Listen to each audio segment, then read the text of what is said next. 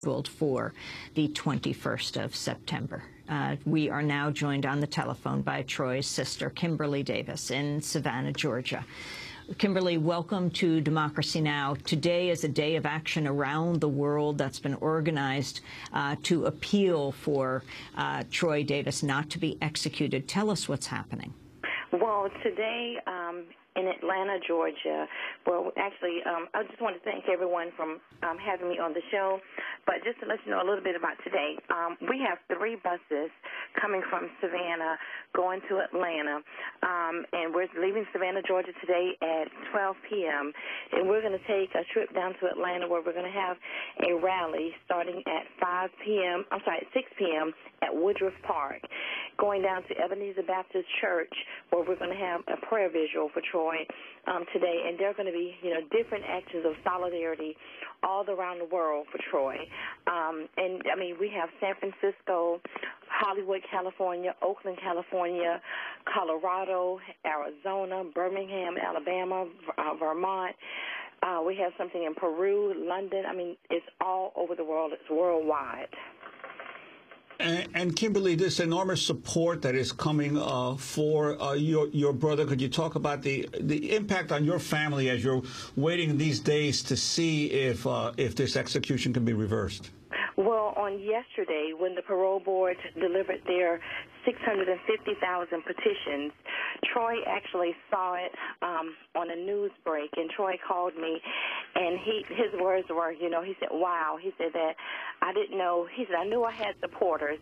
He said, but I didn't know this many people around the world were supporting me, and he just wanted to, just thank everyone for their support. And he said that, that's all we want is for justice and for his case to be heard and, for justice to come out and the truth to come out. But, I mean, he was just so elated on yesterday. He's like, it's just amazing. And he said, 650,000 petitions. And I told him, I said, the number didn't count at 650,000 because the number is still growing. Kimberly Davis, your brother Troy is in isolation right now. Is that right? He can talk to family, non-contact visits. He can't talk to the press? No, ma'am. He can't talk to the press. And actually, we went to see Troy on last Saturday, and we're going back again this weekend to visit him. But we still can't have contact visits. And when we went last Saturday to visit him, someone asked, well, did he talk about his execution on next week? And I said, execution didn't even come up in our conversation. It was just, our regular conversations that we had. He was talking to my niece about her school and ballet because she's 3. She's been in ballet like a year. So, she shows Uncle Troy, her different things that she learns in ballet, Troy. And it's so funny because, he was even still, with her on last Saturday.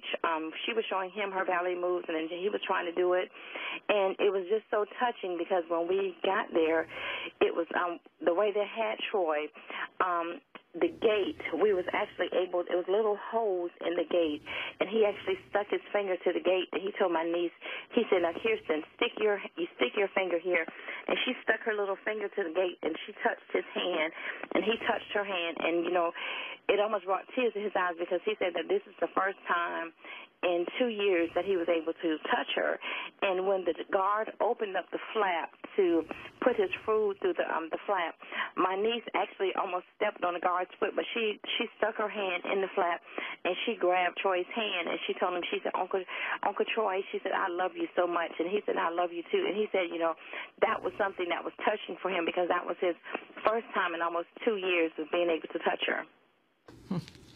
And I know this is a hard time for you. This is the 4th death warrant signed for your brother, Troy Davis. He has international support, as you've pointed out, everyone from the Archbishop of South Africa, Desmond Tutu, to the Pope, to former President Jimmy Carter.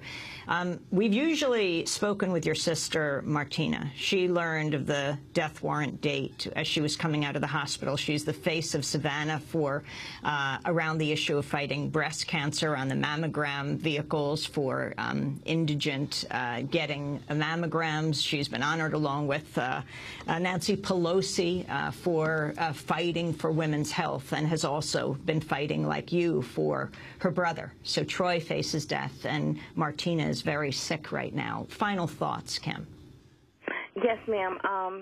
you know, even though Martina, she is sick now, she's in the hospital, but yet still, she's still fighting from her hospital bed because she has her phone where she's calling, you know, steady calling and making calls, checking emails, and, you know, just asking people, you know, to continue their support. And, you know, it's not only, we're not only fighting for justice for Troy, we're fighting for justice for the Troy Davises that came before him, for the Troy Davises that actually are going to come after him. And, you know, we just want everyone to know that we just love you. We thank you for all of your support because, you know, together the justice for Troy, the fight for Troy Davis has brought a whole new family to us. We have family all over the world, you know, that we can now, you know, we all love you the same and just want to thank God for you and all your support. Kimberly Davis, we want to thank you for being with us. Troy Davis's sister. We will continue to follow what happens in this case. The death warrant has been signed for September 21st, next Wednesday. This is Democracy Now!, democracynow.org, The War and Peace Report. Back in a minute.